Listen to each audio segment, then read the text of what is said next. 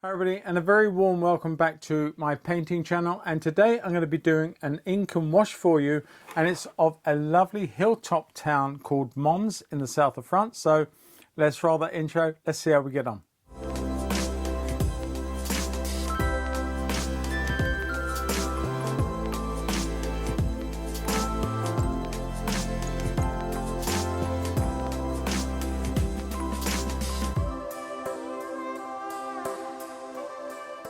Hi everybody, and a very warm welcome back to the painting channel. Now today, as I said just now, I'm going to be doing an ink and wash for you. And I've chosen a beautiful hilltop town in the south of France called Mons. At least I think it's called Mons. If I've got that wrong, by all means tell me so in the comments. But I think it was called Mons. I went there many years ago and I did a lot of plein air around the south of France, and I really enjoyed that trip. And one of the places was this steep hill climb in a car to this hilltop village called Mons. And it was an amazing, it's like stepping back in time. It was an amazing village, and there was a group of gentlemen playing what I think is called bull on the green or on the dirt, just to the right of where I was standing. And it was fascinating to watch that. I didn't understand a thing, but it was just fascinating. But there was this beautiful big building perched right on the edge of the village itself. You came up past it when you entered the village, but it was also on the edge of a huge escarpment looking down into the extending valleys beyond.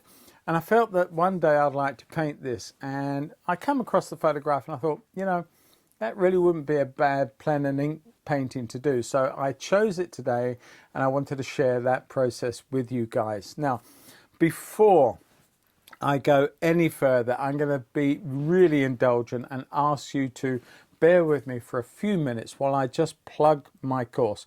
Don't switch off, because the best part of this video is to come. But what I wanted to say is that this week, as of the 1st of February, I have pre-launched my brand new course, my first course, my brand new course in watercolor. And it's Learn How to Paint Skies in Watercolor. There's over 7 hours of video tutorials within it. It's really extensive and covers an awful lot of ground. And at the same time, all the artwork is there, the line art, the reference photos, the notes and the materials list is all there. And you can even pop along to one of the links, which I'll leave in the show more tab under this video, where you can actually preview and see if it's something that interests you. What I will say is between now and on the 8th of February, it launches properly. And for the first 67 people who will ask to join or buy that course, the first 67 to buy that course when it releases, get £30 off of the price. Now, its normal price will be £97, and you will get £30 off, and it will mean to say that you'll only pay £67. So that's why I've got the first 67 people on an early bird buying. £67 is all you'll pay. And on top of that, for those 67 people who only pay £67, they will get 1 hour or one full tutorial more added into that. So literally, for coming in quick, for signing up and buying the course, you get it for £67. You get 8 hours of video plus, and that's fantastic. After the 67th person has bought it, that's it. It will revert to 7 hours plus content, and it will be £97. So just get in there, get in quick, and save yourself a few pounds. But it's a lot of work that's gone into this. I really feel that I've put all my energies into trying to help you guys answer that burning question of how do I paint better skies. And hopefully by the end of that course, you'll have a much greater bit of information and a lot more practice, and be able to create some fantastic skies moving forward. All right, enough of the indulgence. Let's get back to the video, and I'll catch all of you at the other end of it. Take care. Enjoy. Okay, everybody, let's get on and let's look at this nice picture. Now, if I've got it right, as I said earlier, I think this is a place called Mons. It's a hilltop village or town, whichever, in the south of France. I am going to be using a lame. This is a fine point lame, and I'm using black Diatramentis document ink, which is waterproof ink. That's in here, and they really are an attractive drawing pen. Okay, I'm not going to use any pre-drawing areas. I'm not going to draw in pencil first. I'm just going to see where this whole thing takes me. Now, we have a very acute angle through here, which I've got to look at. I'm just going to sort of place a little mark on here, and then I'm just going to come down. I don't want my sort of drawn lines to be exactly straight. They want to come way up here, a little bit higher, I think. Just want to get that sense of distance there on this before I go into the building. I'm just going to come this way, I think, with a little bit of ground.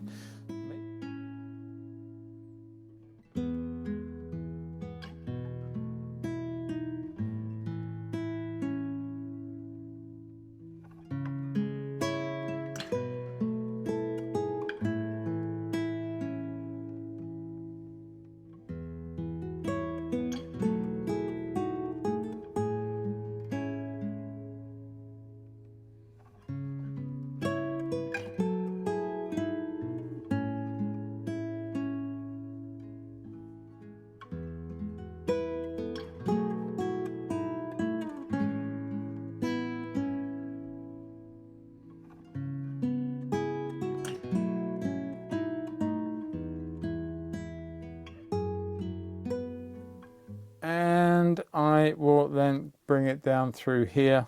Now I've got to bring these trees up a little bit more. They're obviously way too short. And we've got the roof goes along that way like that. So this has got to come up, and then it meets at the top there, and then it comes very shallowly this way, somewhere like that, and disappears. There's more trees and more bits and pieces here.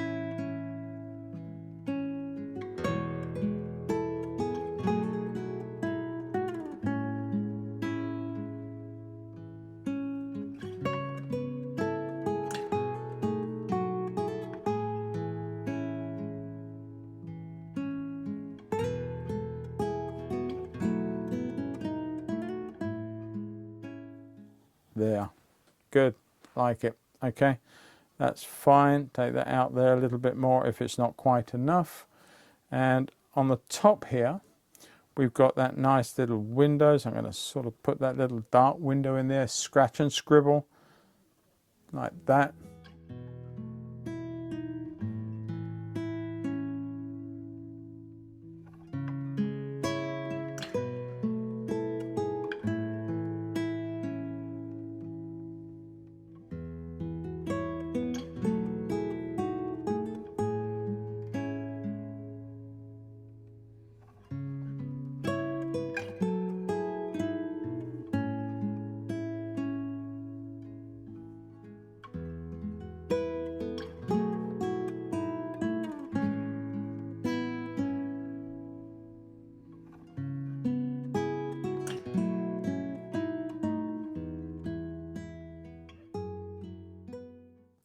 And then we've got another more distant hill through there, which I'm just going to suggest, and a much larger group of hills out through there. I could have had a little bit more room here on the paper. I don't mind, because this is where the picture is and nowhere else. So I'm going to look at that. I can't see, there are some bits and pieces down through the back here. Can't see what they are. There is, however, down this way, a little lower, there is some sort of foundation and the top of what would be a platform, terrace, I guess you would call it.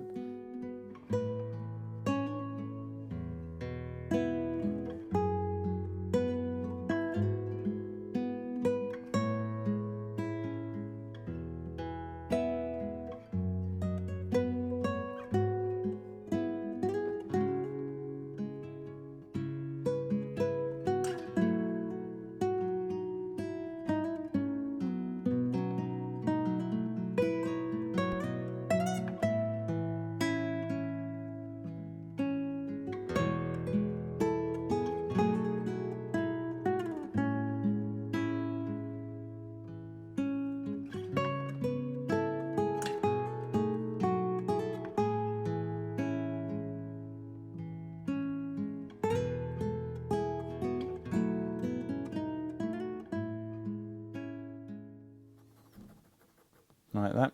Okay, there's some beautiful little ornate stuff on the top here. I don't know what it is, but I'm just going to suggest it. That's all I'm going to do. And here, there's like an old door. Well, I'm not really worried about putting the old door in, but there is a hole. There is this little archway in the wall, a little hole in there, and it's sort of got a little suggested dark through there. And that's just all we need. There's something underneath. I don't know what it is, but we're just going to put that in. Flower box. It could be all sorts of things. I have no real idea.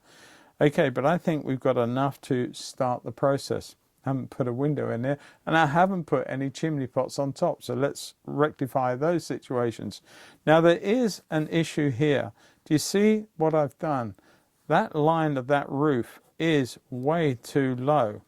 There. I could ideally have gone up with that, gone up higher, and I'm going to just elevate it ever so slightly out through there like that. This is a little wrong here, so I can't really change that too much.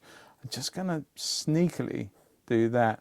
Hopefully it won't notice too much, but if you look at the top of this and the line of this, then they are pretty much the same height, but mine's not quite there with it. All right.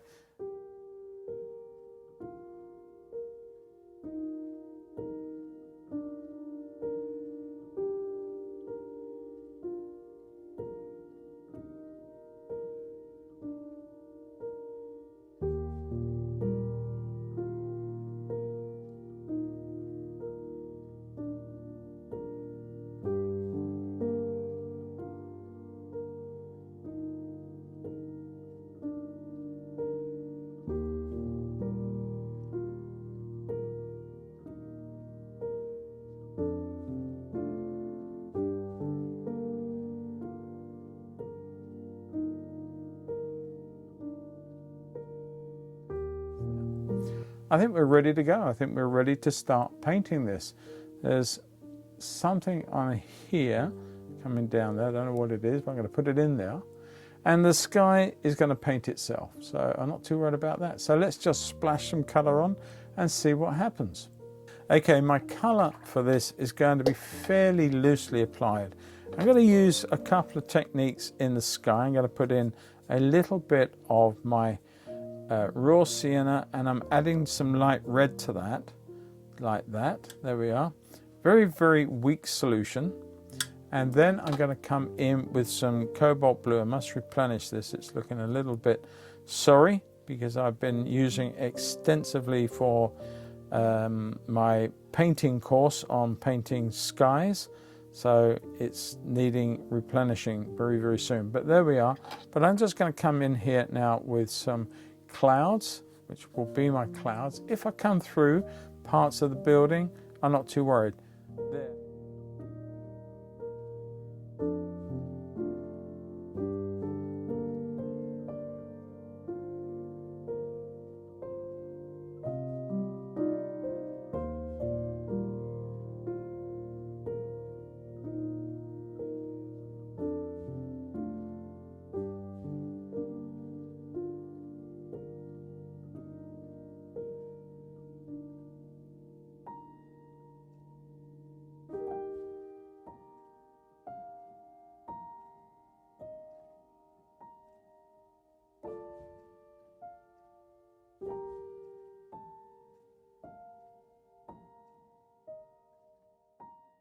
Here.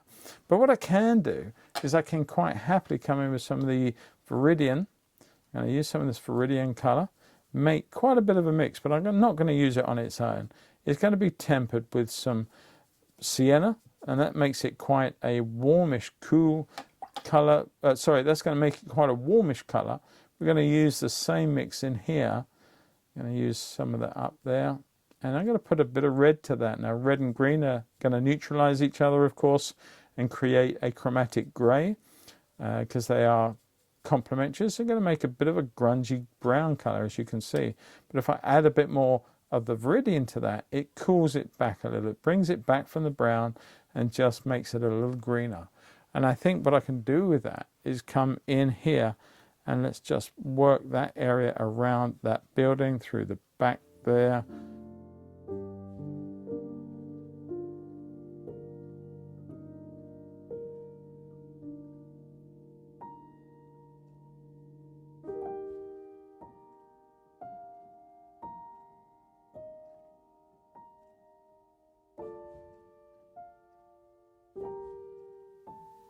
yellow ochre, but I'm going to add to it a little bit of ultramarine violet.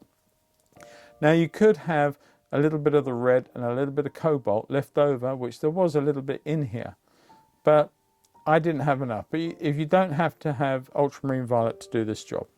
Okay, it's quite a warmish mix. I'm going to bring a little bit more yellow into one side, giving that warmer effect, and then I can come back in if I want to add to that. So I've got to be careful now, because that's still drying up, and the sensible thing would be to dry it up first, but I'm not that sensible, as most of you who follow me will know. I do make an awful lot of unforced errors. If I was playing tennis, I think that's what they called it.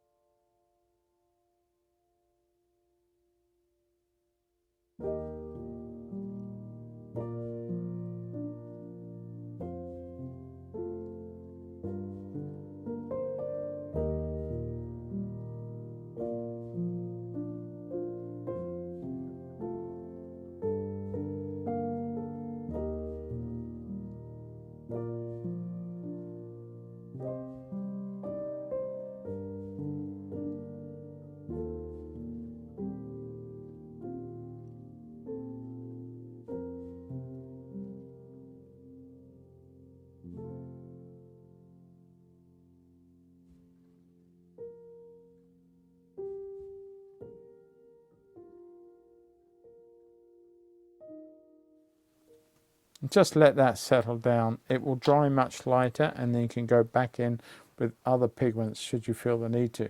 So while all that's doing what it wants to do, and I actually have just forgotten that colour through there, I come in with a bit of a stronger mix there just to take that out there. That's it. What I'm going to do now is come in with some more Viridian and some red. That makes that brown again, if you remember, but this time I'm going to come in with some ultramarine blue, and I'm going to cool that right the way down. I'm going to make a dark, grungy grey-green colour, yucky colour.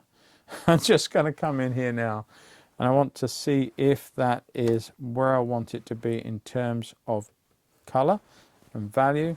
It's not bad, so I'm going to come in maybe with a bit more blue, just to cool that down a little more. I'm just going to tap in here some suggested lights and darks in our distance, trees and forms.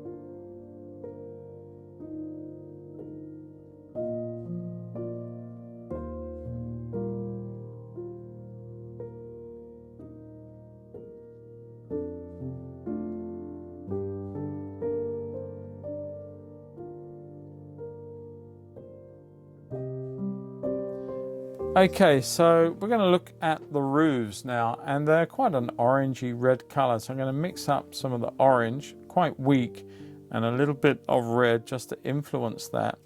Maybe a little too much, but I quite like that colour. And let's just see by putting it on what we've got going on here. Take a lot of the paint out, just run it in these forms. Now, it does need to look as though they are that sort of colour, but of course they're in bright sunlight, and you don't want them to be a dark orange colour, so just be sparing.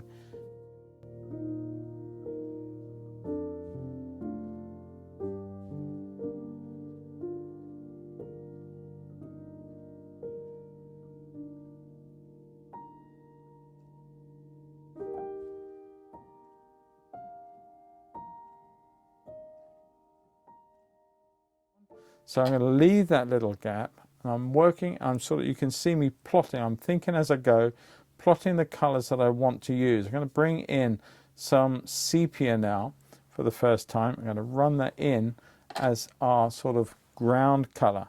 Now I'm going to be careful I don't go around our statue, and I'm also going to drop the odd little bit of green. There's a little bit of green here and there on the edge, little bits of weed, little bits of broken grass, dead areas. I'll drop that in there like that. Take that course the other side, come that down our tree like that. Add in a little bit more green through here.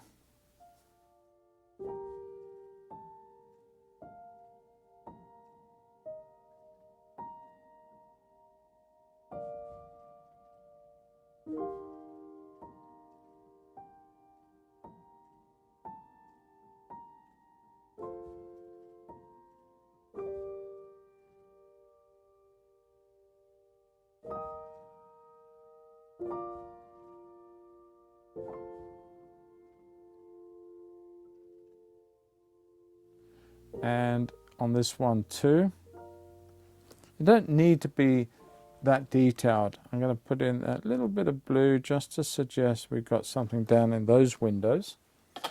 And I think from the windows point of view, pretty much done. I could go in and put some detail in there, and I may well do with a very, very fine pen right at the end of this video.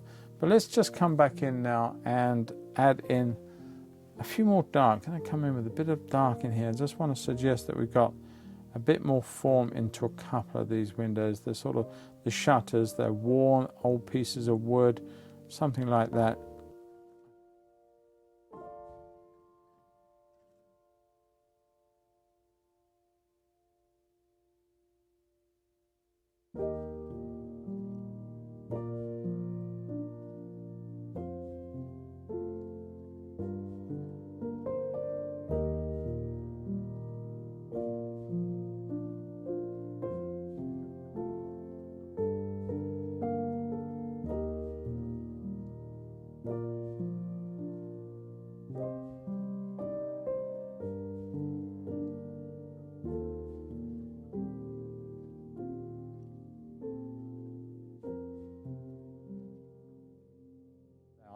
All right, so I think we're almost done.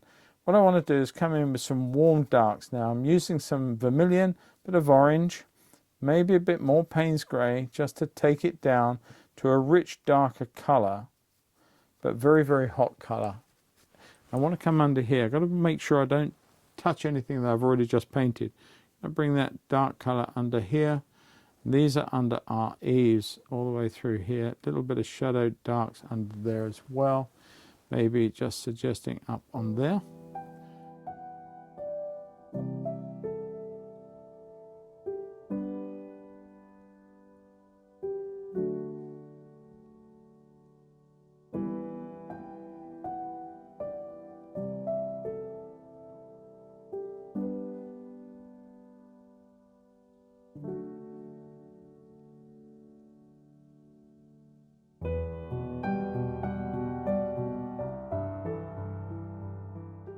So let's just put one last thing in, and that's our distant hills, using some ultramarine violet. To that I'm going to add in a little bit of green and a little bit of the red just to shift it to a dirty colour.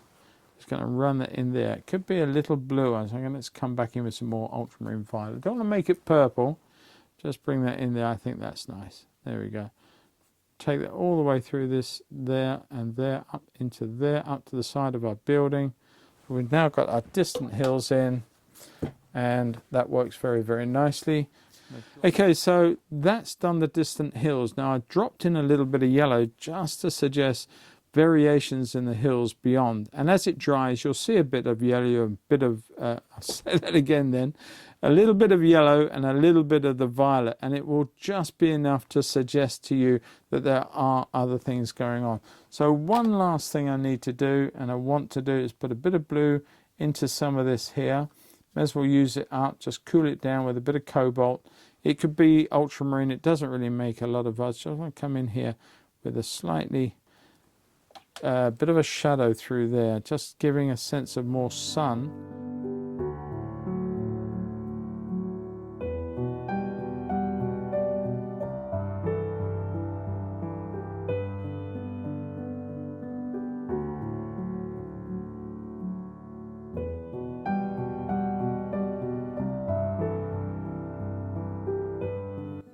Doesn't have to be an awful lot, just a little bit here and there. There we go. Sorted. All right, jobbed. No, it's not quite jobbed. And one last thing that I've just seen, just going to bring in that little bit of dark in there. Just tap a bit of that off. There you go. It's just that darker recess on that pier. But what I haven't done is put a bit of weight under some of these trees. I'm going to just tap that in right now, and there's our base, or the sort of shadowy parts of some of these trees up in here.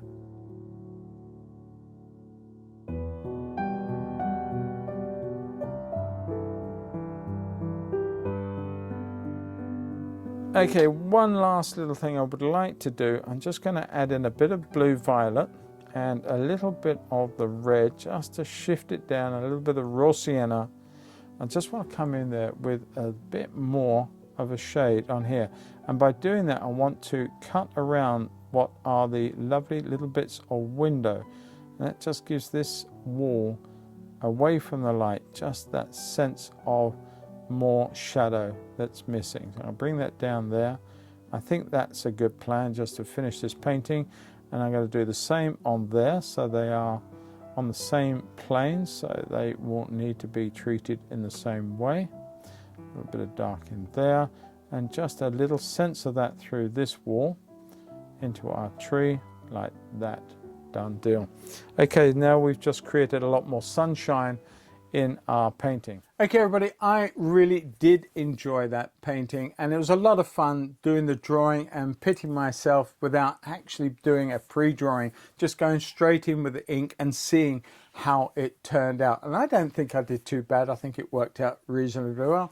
There was a couple of areas that were a little bit sort of wrong, but it wasn't so bad that I felt that I needed to give up. I carried on with it. I enjoyed putting the color washes in and creating the painting that you have seen fully completed in this video. So without further ado, I'm just going to say, don't forget, if you have enjoyed this or you enjoy other content of mine, please give it a thumbs up and give it a subscribe. There's a lot of people who watch my content that are not subscribers, and please, it doesn't cost you anything to do that, but it really does help me and supports me into making more videos that you enjoy. So why not subscribe and help it along?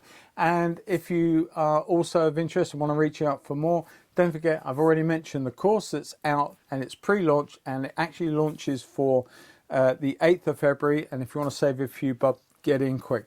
And at the same time, there is also a Patreon. There are so many videos on there. There are over 200 odd now, and fully narrated, and you can get involved for as little as $3 all the way up, and there's a lot on offer. So check it out, and I'd love to welcome you on board as my latest patron.